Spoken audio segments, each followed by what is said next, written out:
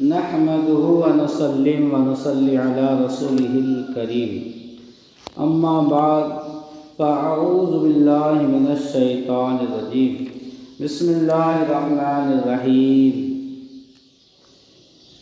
حضور صلی اللہ علیہ وسلم کے وصال شریف کے وقت جبرائیل امین حاضر ہوا اور عرض کرنے لگا، یا رسول اللہ، آج آسمانوں پر حضور کے استقبال کی تیاریاں ہو رہی ہیں۔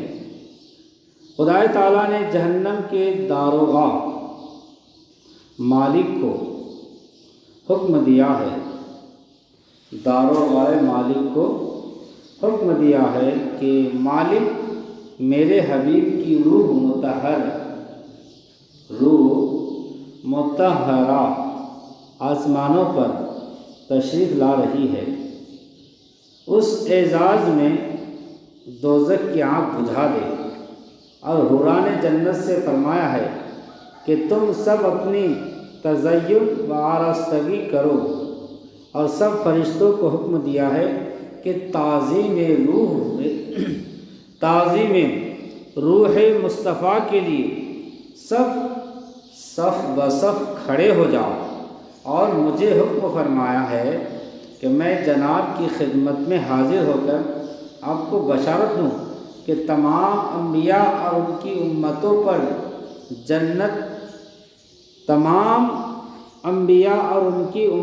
پر جنت حرام ہے جب تک کہ آپ اور آپ کی امت جنت میں داخل نہ ہو جائے۔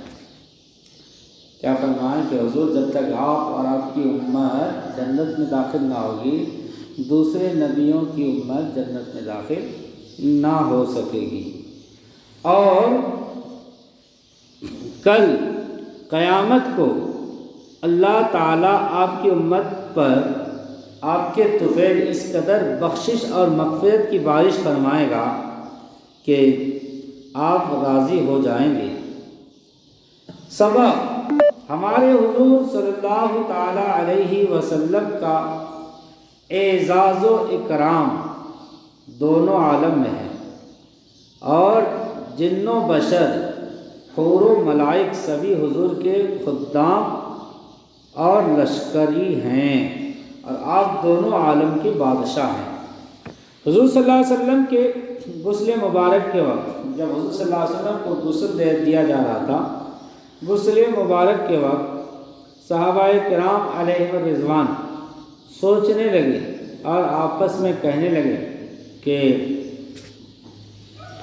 جس طرح دوسرے لوگوں کو کپڑے اتار کر ان کو غسل دیا جاتا ہے، کیا اسی طرح حضور کے کپڑے مبارک بھی اتار کر حضور کو غسل دیا جائیں، یا حضور کو کپڑوں سمیت غسل دیا جائے؟ اس بات پر گفتگو کر رہے تھے کہ اچانک سب پر نیند طاری ہو گئی۔ سوچ رہے تھے کہ حضور کو غسل کیسے دیا جائے، کپڑے اتار کر دیا جائے، کیسے دیا جائے؟ سب کو نیند طاری ہو گئی، اور سب کے سر ان کے سینوں پر ڈھلک آئے۔ پھر سب کو ایک آواز آئی، کوئی کہنے والا کہہ رہا تھا کہ تم جانتے نہیں یہ کون ہے؟ خبردار، یہ رسول اللہ ہیں، ان کے کپڑے نہ اتارنا، انہیں کپڑوں سمیت ہی غسل دو۔ پھر سب کی آنکھیں کھل گئیں اور حضور کو کپڑوں سمیت ہی غسل دیا گیا۔ حضور صلی اللہ علیہ وسلم کے کپڑے نہیں اتارے گئے۔ سبق ہمارے حضور صلی اللہ تعالیٰ علیہ وسلم کی شان سب سے ممتاز اور برگزیدہ ہے، اور کوئی شخص ایسا نہیں جو ان کی مثل ہو۔ آپ کی یہ زندگی، آپ کا وصال شریف، آپ کا غسل شریف، اور آپ کا قبر انور میں رونق افروز ہونا، ہر بات آپ کی ممتاز ہے، اور کوئی شخص کسی بات میں آپ کی مثل نہیں۔ حضرت علی رضی اللہ تعالیٰ عنہ فرماتے ہیں، جب حضور صلی اللہ علیہ وسلم کے دفن مبارک سے فارغ ہوئے تو 3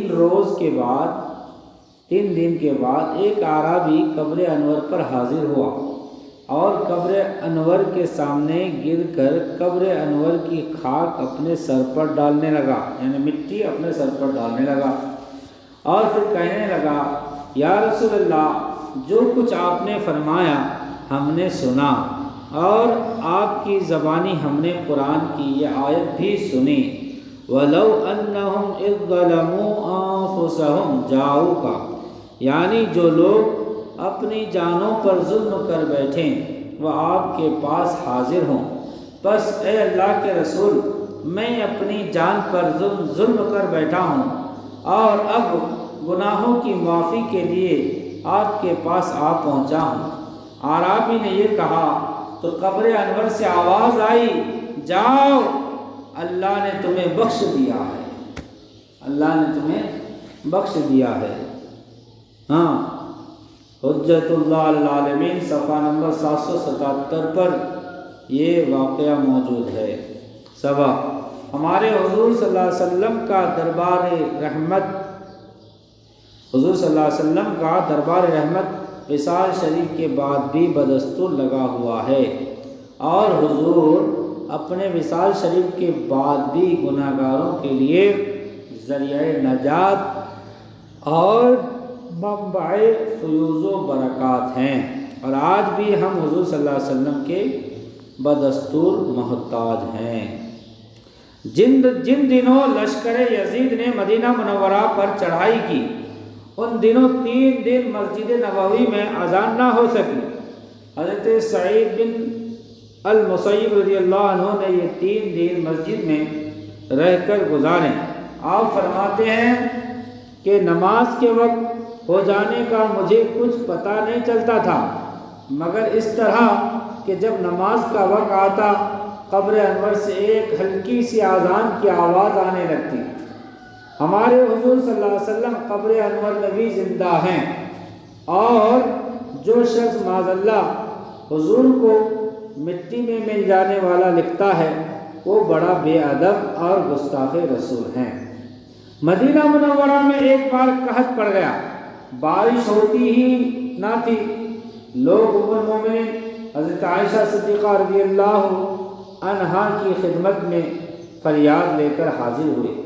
حضرت ام المومنین رضی اللہ عنہا نے فرمایا حضور صلی اللہ علیہ وسلم کی قبر انور پر سے چھت میں ایک سوراخ کر دو تاکہ آسمان اور قبر میں کوئی حجاب نہ رہے۔ چنانچہ لوگوں نے ایسا ہی کیا تو اس قدر بارش ہوئی کہ کھیتیاں ہری بھری ہو گئی اور جانور موٹے ہو گئے۔ محدثین لکھتے ہیں کہ آسمان نے جب قبر انور کو دیکھا تو رو پڑا۔ سبق، ہمارے حضور صلی اللہ علیہ وسلم کا فیض پاک وصال شریف کے بعد بھی بدستور جاری ہے، اور حضور کی قبر انور کی زیارت سے ہر آنکھ آنسوؤں کے پھول برسانے لگتی ہے۔ اور یہ بھی معلوم ہوا کہ اللہ سے کچھ پانے کے لیے حضور کا وسیلہ ضروری ہے۔ بہرکیف اللہ تبارک و تعالی ہمیں مزید معلومات کی توفیق عطا فرمائیں۔ اس کے پیارے حبیب صلی اللہ علیہ وسلم کے صدقے ہمارے ماں باپ کی، کل مومنین، کل مومنات، کل مسلمین، کل مسلمات کی مغفرت فرمائیں۔